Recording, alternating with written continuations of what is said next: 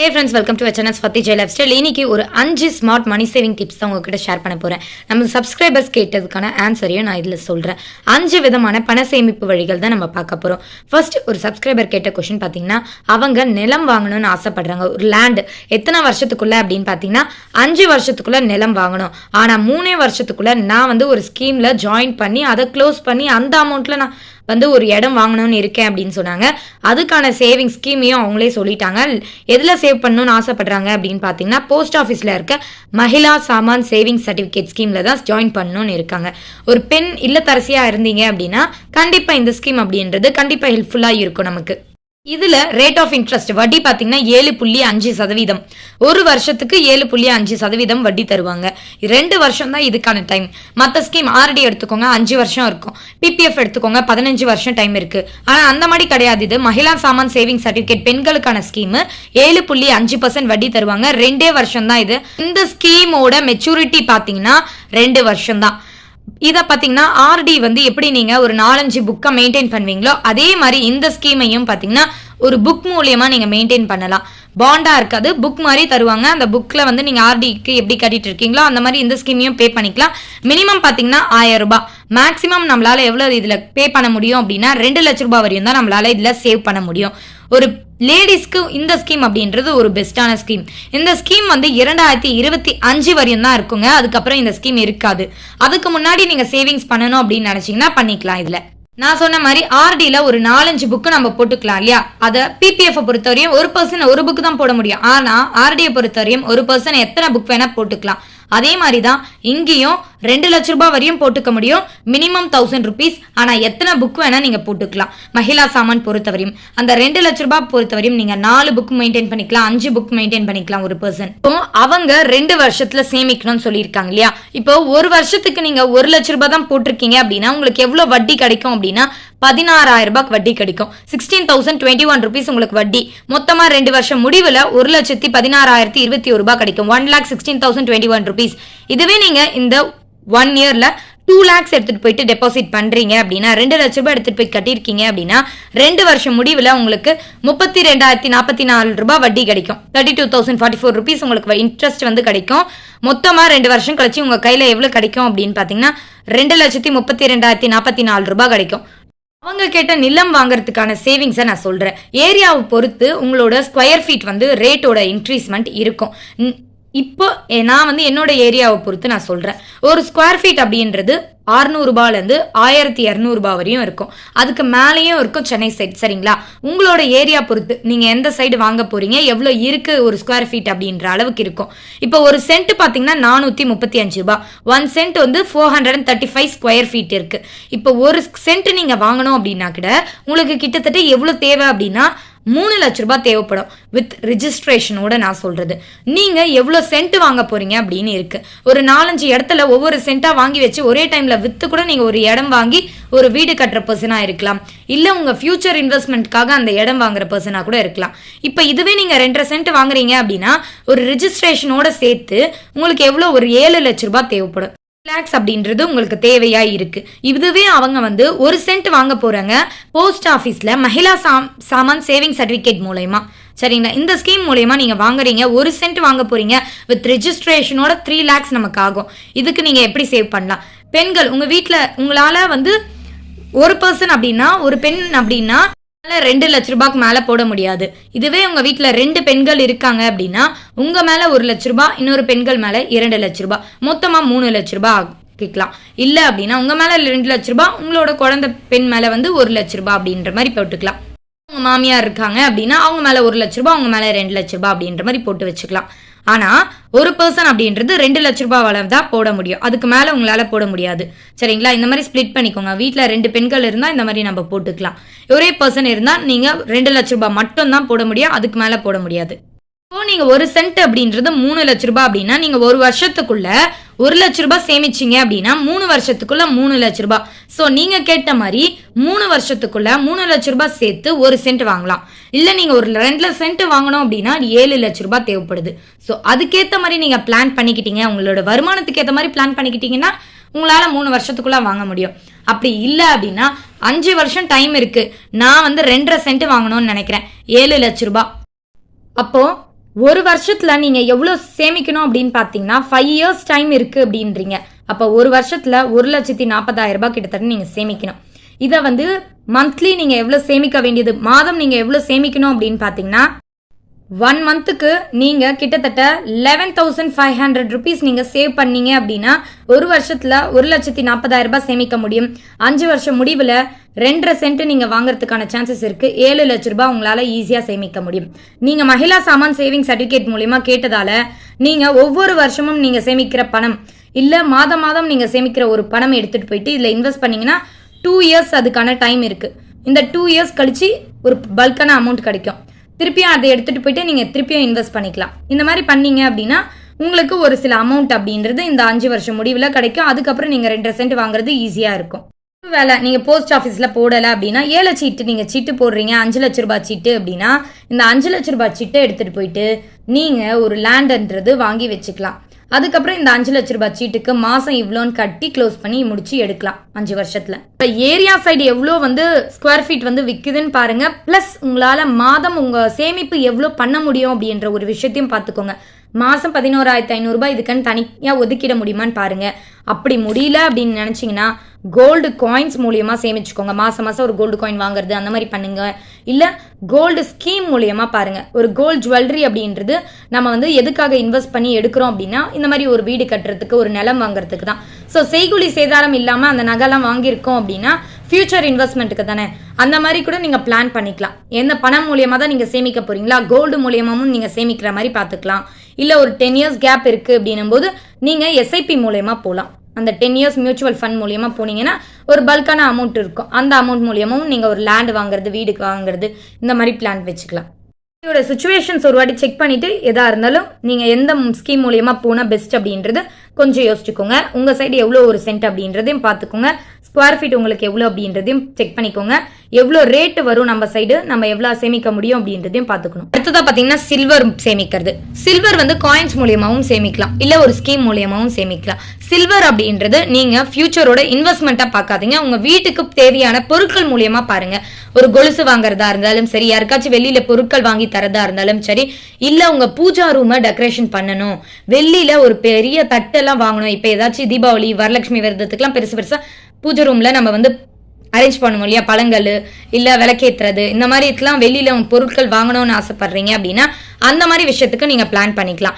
செப்பரேட்டா ஒரு saving schemes இதுக்குன்னு maintain பண்ணிக்கோங்க சில்வர் சேமிக்கிறதுக்கு.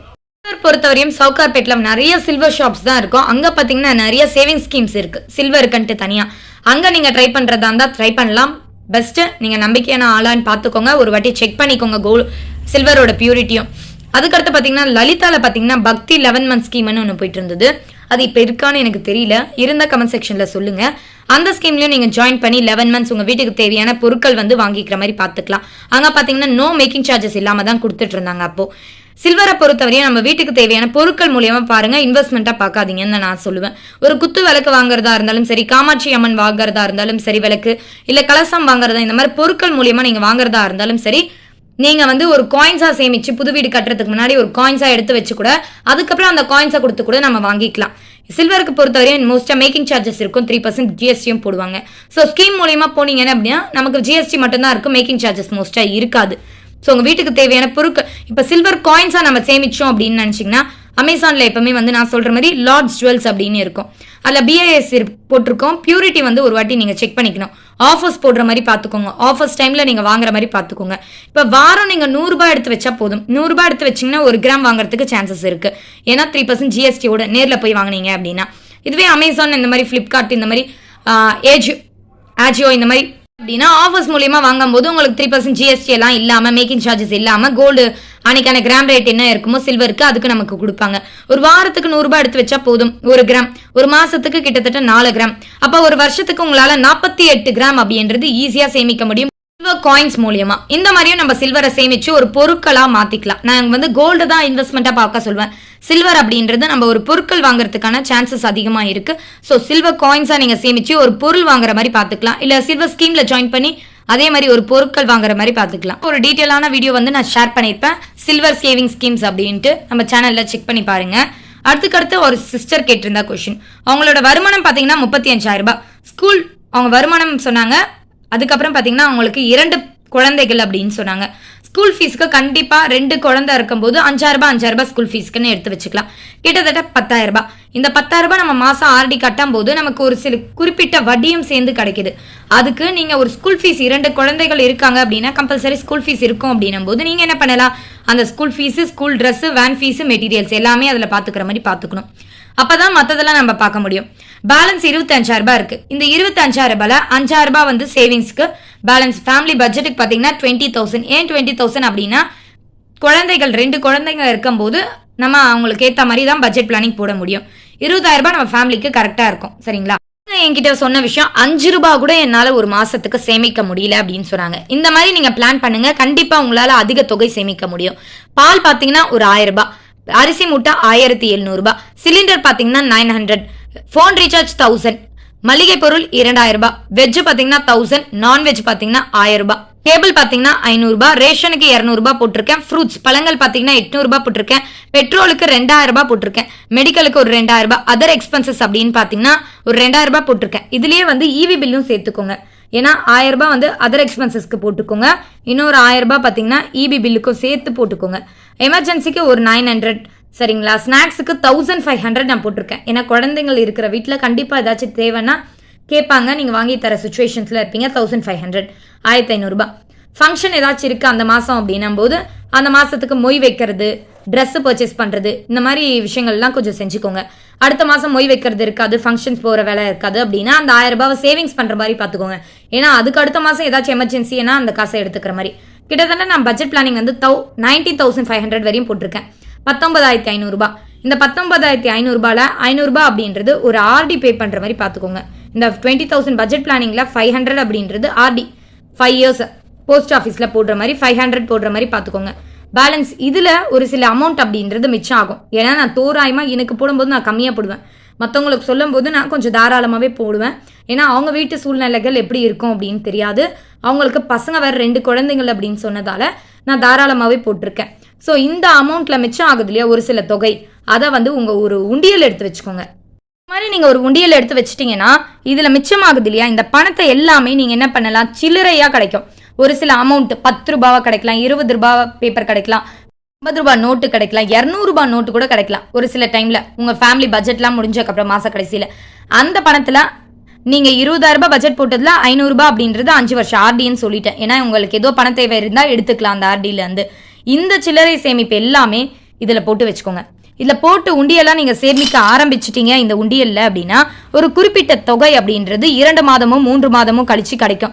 அந்த தொகையை எடுத்துட்டு போயிட்டு உங்க வீட்டுல பெண் குழந்தை இருக்கான்ற பட்சத்துல, இல்ல உங்களுக்கு ஒரு பையன் இருக்கா அப்படின்ற பட்சத்துல, ஏன்னா 2 குழந்தைகள்னு சொல்லியிருக்கீங்க, இதுல இருக்கிற பணத்தை நீங்க எடுத்துட்டு போயிட்டு கோல்டு காயின்ஸா கொஞ்சம் எடுத்து வச்சுக்கிட்டீங்க அப்படின்னா அவங்களுக்கு பிற்காலத்துல ஃபியூச்சர் இன்வெஸ்ட்மெண்ட்டா கண்டிப்பா இது இருக்கும். நீங்க சேவிங்ஸ் பண்ணலாம். இப்போ இந்த 500 ஆர்டின்னு சொல்லிட்டு 19,500 பட்ஜெட்னு சொல்லிட்டு இதுல மிச்சமாகிற பணத்தை உண்டியல்ல சேமிக்க சொல்லிட்டு அதுக்கு நம்ம ஒரு கோல்டு காயின்ஸை வாங்கிக்கலாம். அடுத்ததான் நம்ம என்ன பண்ணணும், 5,000 என்ன 25,000ல 20,000 பட்ஜெட் ஃபேமிலி பட்ஜெட், 5,000 அப்படின்றது சேவிங்ஸ். 3,000 ரூபாய்க்கு கோல்டு ஸ்கீம் போட்டுக்கோங்க. மிச்சம் 2,000 ரூபாய்க்கு 2 பெண் குழந்தைகள் இருந்தாங்க அப்படின்னா ஒரு 1,000 ரூபாய் அப்படின்றது ஒரு பெண் குழந்தை மேலேயும், இன்னொரு 1,000 ரூபாய் அப்படின்றது இரண்டாவது பெண் குழந்தை மேலேயும் போட்டுக்கோங்க. கிட்டத்தட்ட உங்களுக்கு எவ்வளவு கிடைக்கும், ஒரு குழந்தைக்கு 6 லட்சம் ரூபாய், இன்னொரு குழந்தைக்கு 6 லட்சம் ரூபாய், கிட்டத்தட்ட 12 லட்சம் ரூபாய் கிடைக்கும். இதுவே உங்களுக்கு ஒரு ஆண் ஒரு பெண் இருந்தா அப்படின்னா ஒரு குழந்தை மேல 1000 ரூபாய் செல்வ மகள் சேமிப்பு திட்டத்திலையும், இன்னொரு குழந்தை மேல ஒரு 1000 ரூபாய் பப்ளிக் ப்ராவிடன்ட் ஃபண்ட் PPF மூலமா நீங்க போட்டுட்டீங்க அப்படின்னா இந்த குழந்தைக்கு ஒரு 5 லட்சம் ரூபாய், இந்த குழந்தைக்கு ஒரு 6 லட்சம் ரூபாய் கிடைக்கும். கிட்டத்தட்ட 11 லட்சம் ரூபாய் அப்படின்றது உங்களோட சேவிங்ஸா இருக்கும். இந்த குழந்தைக்கு கல்யாணம் பண்ணும்போது 21 வயசு ஆகுது அப்படின்னும் போது உங்களுக்கு அந்த பணம் அப்படின்றது கிடைக்கும். ஒரு ஆண் குழந்தை இருக்கான் அப்படின்னா ஒரு 15 வருஷம் கழிச்சு இந்த அமௌண்ட் கிடைக்குது அப்படின்னும் போது இந்த குழந்தைக்கு படிப்பு செலவுக்காக மேலும் படிக்கணும்னு நினைச்சா அந்த படிப்புக்காக யூஸ் பண்ணிக்கலாம். இல்ல அவங்க ஏதாச்சும் பிசினஸ் பண்ணணும்னு ஆசைப்பட்டாங்கன்னா அந்த பெண் குழந்தை அவங்களுக்காக கொடுக்கலாம், இல்ல கல்யாணத்துக்காக யூஸ் பண்ணிக்கலாம். இதே உங்களுக்கு ஒரு ஆண் குழந்தை இருக்கான் அப்படின்னும் போது அவங்களோட படிப்புக்காகவும் அவங்களோட பிஸ்னஸ்க்காகவும் இந்த அமௌண்ட் நீங்கள் கொடுக்கலாம். இல்லை அவங்களோட கல்யாணத்துக்காக நீங்கள் அந்த பணத்தை எடுத்து வைக்க போறீங்க அப்படின்னா எடுத்து வச்சுக்கலாம். இல்லை லேண்டு பர்ச்சேஸ் பண்ணுறதுக்கு அப்போ உங்களுக்கு மைண்ட் செட் வருது அப்படின்னா அப்பயும் நீங்கள் அதை யூஸ் பண்ணிக்கலாம்.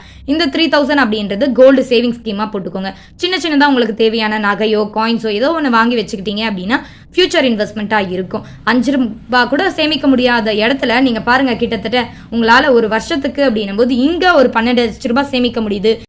இங்க 10 வருஷத்துக்குள்ள 4 லட்ச ரூபாய் சேமிக்க முடியும். இங்க 11 லட்ச ரூபாய் வரையும் சேமிக்க முடியும். மாசம் நீங்க 500 ரூபாய் ஆர்டில இன்வெஸ்ட் பண்றீங்க அப்படின்னா 35,000 ரூபாய் கிடைக்கும். சரிங்களா? இதை வந்து உங்க ஏதாச்சும் எமர்ஜென்சிக்கு தேவைப்படுது பசங்களுக்காக அப்படின்னா போது இந்த அமௌண்ட்டையும் நீங்க எடுத்து யூஸ் பண்ற மாதிரி பாத்துக்கலாம். அடுத்ததான் நான் இன்னொரு டவுட் என்னன்னா, கிராசரி எப்படி பர்ச்சேஸ் பண்றது அப்படின்னு கேட்டிருக்கேன். பிளிப்கார்ட்குள்ள போனீங்கன்னா இங்க பிளிப்கார்ட் அப்படின்னு இருக்கும், இங்க கிராசரின்னு இருக்கும். இந்த கிராசரி ஆப்ஷனுக்குள்ள போனீங்க அப்படின்னா ஒரு லிஸ்ட் வரும் நமக்கு கிராசரி வாங்குறதுக்கு. அந்த லிஸ்ட்ல போயிட்டு செக் பண்ணுங்க. 800 ரூபாய்க்கு போட்டிருந்தா நமக்கு வந்து 1 பேக்கெட் சுகர் ஃப்ரீயா, இல்ல 1000 rupees அப்படின்னு டீல் போட்டிருக்காங்களா 1 பேக்கெட் சுகரான்னு பாருங்க. இப்ப 1000 rupees டீல் அப்படின்னா நீங்க ஒரு 3000 ரூபாய்க்கு ஒரு மாசத்துக்கு பர்ச்சேஸ் பண்ண போறீங்கன்னா அந்த 3000 ரூபாவை 3 வாட்டி ஸ்பிளிட் பண்ணிக்கோங்க. அப்ப 3 பேக்கெட் சுகர் கிடைக்கும். பிளஸ் எக்ஸ்ட்ராவா கீழே ஏதாச்சும் டீல்ஸ் இருக்கான்னு பாருங்க. அதே மாதிரி 1 ரூபி டீல் அங்கேயும் செக் பண்ணி நீங்க ஆர்டர் போட்டுக்கலாம். அதுவும் 1 ரூபி அப்படின்னு கொடுத்துருந்தாங்கன்னா அதையும் நீங்க ஆர்டர் போட்டுக்கலாம். 800 ரூபாவா 1000 ரூபாவான்னு செக் பண்ணிக்கோங்க. அங்க கொடுத்துருக்காது. ஒரு சில டைம் 800 கொடுத்துருப்பாங்க, ஒரு சில டைம் 1000 அப்படின்னு கொடுத்துருப்பாங்க. நம்ம பழைய வீடியோஸ் போயிட்டு ஒரு வாட்டி கிராசரி வீடியோஸ் போய் செக் பண்ணீங்கன்னா மளிகை பொருட்கள் எப்படி எல்லாம் வாங்கணும் அப்படின்றதையும் நான் ஷேர் பண்ணியிருப்பேன். அதுக்குள்ள போயிட்டு உங்களுக்கு டீட்டெயிலாக நான் சொல்லியிருப்பேன். பாத்தீங்கன்னா கோல்டு ஆஃபர்ஸ் இந்த செப்டம்பர் மாசம் என்னென்ன கடையில அப்படின்னு சொல்லிடுறேன். ஃபர்ஸ்ட் தங்கமயில பாத்தீங்கன்னா இந்த கோல்டு ஆஃபர் என்னன்னா சுப முகூர்த்தம் ஆஃபர் அப்படின்னு போட்டிருக்காங்க. நீங்க வாங்குற ஒவ்வொரு தங்கத்துக்கும் 10 கிராம் நீங்க வாங்குறீங்க அப்படின்னா 1500 rupees 1500 ரூபாய் வந்து டிஸ்கவுண்ட் பண்ணி தராங்களாம். 1 லட்ச ரூபாய்க்கு மேல நீங்க கோல்டை வந்து பர்ச்சேஸ் பண்றீங்க அப்படின்னா வீட்டு உபயோக பொருட்கள், ஃப்ரிட்ஜ், வாஷிங் மிஷின், டிவி இந்த மாதிரி ஐட்டம்ஸ்லாம் கிஃப்ட் வந்து உங்களுக்கு தருவாங்க அப்படின்னு சொல்லியிருக்காங்க. இந்த ஆஃபர்ஸ் வந்து எப்பன்னு பாத்தீங்கன்னா செப்டம்பர் 30யோட க்ளோஸ் ஆகுது. இந்த மாசம் மட்டும் தான் இருக்கும் அப்படின்னாங்க. 10 கிராமுக்கு பர்ச்சேஸ் பண்ணீங்கன்னா 1500 ரூபாய் வந்து டிஸ்கவுண்ட் வரி இருக்கு இந்த செப்டம்பர் மாசம். ஜிஆர்டில பாத்தீங்கன்னா ஆன்லைன் ஆஃபர் தான். 20% வந்து விஏல டிஸ்கவுண்ட் தராங்க கோல்டு ஜுவல்லரிக்கு. 15% வந்து சில்வர் ஜுவல்லரிக்கு ஆஃப் கொடுக்குறாங்க. இந்த மாதிரி டைமண்ட்லயும் பாத்தீங்கன்னா 15% ஆஃப் தராங்க டைமண்டோட வேல்யூல. இது எல்லாமே ஜிஆர்டி ஆப்ல தான், ஆன்லைன்ல தான். 5 மணி சேவிங் டிப்ஸ் இது எல்லாமே நீங்க சப்ஸ்கிரைபரா இருந்து என்கிட்ட கேட்ட டவுட்ஸ் தான் நான் ஆன்சர் பண்ணியிருக்கேன். இந்த வீடியோ உங்களுக்கு ஓரளவுக்கு ஹெல்ப்ஃபுல்லா இருக்கும் அப்படின்னு நினைக்கிறேன். உங்களுக்கு ஏதாச்சும் சஜஷன்ஸ் இருந்தாலும் கீழே கமெண்ட் செக்ஷன்ல சொல்லுங்க. இந்த வீடியோ உங்களுக்கு பிடிச்சிருந்தா ஒரு லைக் பண்ணிக்கோங்க. தேங்க்ஸ் ஃபார் வாட்சிங்.